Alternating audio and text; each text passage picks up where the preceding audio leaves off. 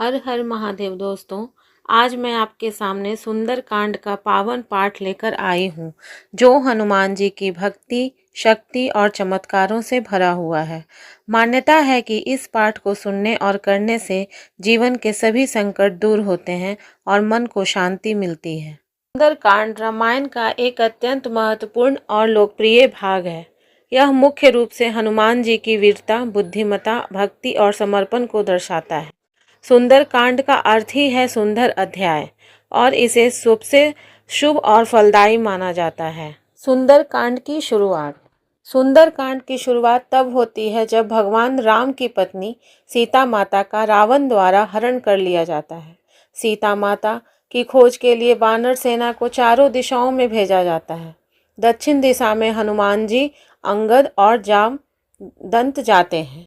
जब वे समुद्र के किनारे पहुंचते हैं, तब जामवंत हनुमान जी को उनकी शक्तियों का स्मरण कराते हैं।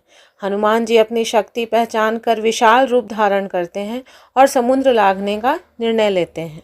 समुद्र पार करने की अद्भुत यात्रा। हनुमान जी समुद्र पार करते समय कई बाधाओं का सामना करते हैं। सबसे पहले उन्हें मैनाक पर्वत मिलता है, जो उन्हें विश्राम करने के लिए कहता है, लेकिन हनुमान जी अपने लक्ष्य पर ध्यान रखते हुए आगे बढ़ जाते हैं। फिर सूरसा नाम की राक्षसी आती है, जो उनकी परीक्षा लेती है। हनुमान जी बुद्धिमानी से उसे संतुष्ट करके आगे बढ़ते हैं। अंत में सिंहिका उन्हें रोकने की कोशिश करती है, जिसे हनुमान जी मार देते हैं। इन सभी बाधाओं को पार करके वे लंका पहुंचते हैं। लंका में प्रवेश। लंका पहुंचकर हनुमान जी छोटा रूप धारण कर लेते हैं, ताकि कोई उन्हें पहचान न सके। लंका के द्वार पर लंकिनी नाम की राक्षसी पहरा देती है। हनुमान जी उसे पराजित करते हैं और नगर में प्रवेश करते हैं।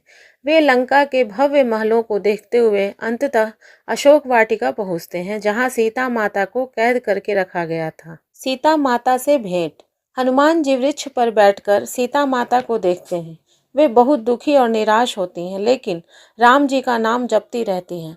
हनुमान जी उन्हें विश्वास दिलाने के लिए भगवान राम की अंगूठी उन्हें देते हैं।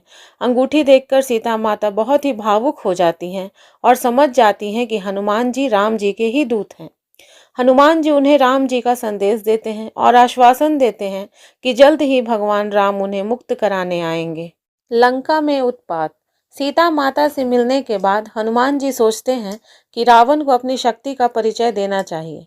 वे अशोक वाटिका में पेड़ उखाड़कर और राक्षसों को हराकर उत्पात मचाते हैं। अंत में रावण के पुत्र अक्षय कुमार को भी हनुमान जी मार देते हैं। इसके बाद मेघनाथ उन्हें ब्रह्मास्त्र से बांध लेता है और रावण के दरबार में ले जाता है। रावण के दरबार में रावण हनुमान जी से पूछता है कि वे कौन हैं। हनुमान जी निडर होकर कहते हैं कि वे भगवान राम के दूत हैं। वे रावण को समझाते हैं कि सीता माता को लौटा दे, नहीं तो उसका विनाश निश्चित है। लेकिन अहंकारी रावण उनकी बात को ही नहीं मानता। लंका दहन। रावण क्रोधित होकर हनुमान जी की पूंछ में आग लगाने का आदेश देता है। हनुमान जी इस अवसर का लाभ उठाते हैं और अपनी जलती हुई पूंछ से पूरी लंका में आग लगा देते हैं। महल, भवन और नगर सारे जल उठते हैं। इसके बाद हनुमान जी समुद्र में जाकर आग बुझाते हैं और फिर सीता माता से विदा लेकर वापस लौटते हैं। हनुमान जी वापस आकर भगवान राम को सीता माता का संदेश देते हैं। वे बताते हैं कि सीता माता सुरक्षित हैं और उनका इंतजार कर रही हैं। यह सुनकर राम जी बहुत प्रसन्न होते हैं और हनुमान जी की प्रशंसा करते हैं। इसके बाद राम जी लंका पर चढ़ाई करने का निर्णय लेते हैं। इसके बाद भगवान श्री राम लंका पहुँचे, जिसमें कि भगवान श्री राम और रावण का युद्ध हुआ, जिसमें श्री राम ने रावण को हराया और सीता माता को स्वयं श्री राम वापस अयोध्या लेकर आए। और अंत में मैं यही कहना चाहूँगी कि सुंदरकांड का पाठ हमें यही सिखाता है कि हमें कठिन से कठिन परिस्थिति में भी विश्वास नहीं खोना चाहिए। हनुमान जी की भक्ति हमें सच्चे समर्पण का मार्ग दिखाती है। यह भी बताती है कि बुद्धि और बल का सही उपयोग करके ही हमें सफलता मिल सकती है।